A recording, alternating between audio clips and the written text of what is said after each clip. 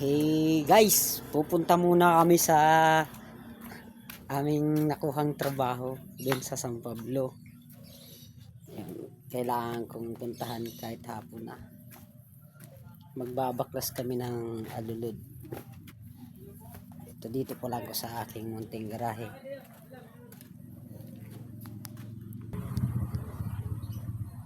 Ayan si Flair. Ay, tatravel na naman tayo, Flair. Papunta dun sa ating trabaho.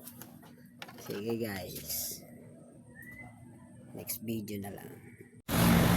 So guys, dito kami sa taas ng bubong. Dito ay oh, kami pala ng buhay namin. Kaya kapag kami ng alkod, kapag namin yan taas. Di ba kung baka palit ng alkod? Oh, PM na lang kayo sa amin. So guys, dito na kasi sa trabaho namin. Babagkas din ng kaya pagkakapag namin yan. Babalikan namin ng buo. Yung lang po, sige na. May yung ano, sadya mo yung pin. May grabe. Naulan guys, so ibabaklas kami ng alulod. Ayan o. Ito tangakak. Ito mahirap sa mga magagawang tulad namin. Kahit naulan na trabaho. Mamaya na lang tayo guys, kita-kita kasi naulan. Hanggang dito na lang ang video namin. Salamat. Ayan na guys, nabaklas na yung alulod oh. Yung napakataas niyan. Yun na lang dulo, ano hindi pa nababaklas. Iipod lang namin yung scaffold namin na napakalikot. Delikado. Oh, ayan, thank you. Ayan guys, nabaklas na namin yung alulod. Ayan oh, kung inis sa taas, papalitan na lang yung bukas. Ay, kung hirapin na kayo. Salamat. Ayan, good morning. Magandang tanghali po mga kaibigan. Day 2 po tayo sa ating ginagawa. Ngayon, ayan po, magagawa po ng bagong alulod po tawagin. Sa burong po sa Bicol. Ayan, nagkakanak po ako ngayon. Simple lang po ang ginagawa ngayon. Hindi pa ako po yung kanto kasi para magandang tingnan dito sa lalim. Mamaya po ipapipix ko yan. Doon na. Pag nasa taas po, ipipix ko namin. Salamat po. Thank you. Magandang hapon po. Ito po yung ginagawa namin. Ito po yung sinasabi kong hindi muna ini-engrape dun sa dulo para mabarinahan namin ito, ibinubuka namin. Yan po ang ginagawa namin. Nagpapalit po kami ng alulod ngayong panibago kaya mas mahirap po ito kaysa dun sa wala pang bubong.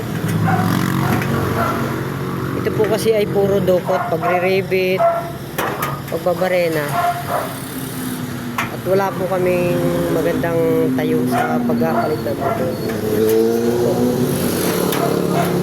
Yan ako, lalagay na namin yung dalawang alulod. Yung mga nakasuwa lang. Dalawa pa lang po. Hindi pa sa mataas yun. Magkakanto pa rito. Tapos ko lang. Magkakanto naman yan. Dito James, lingweta muna gawin mo. Lingweta.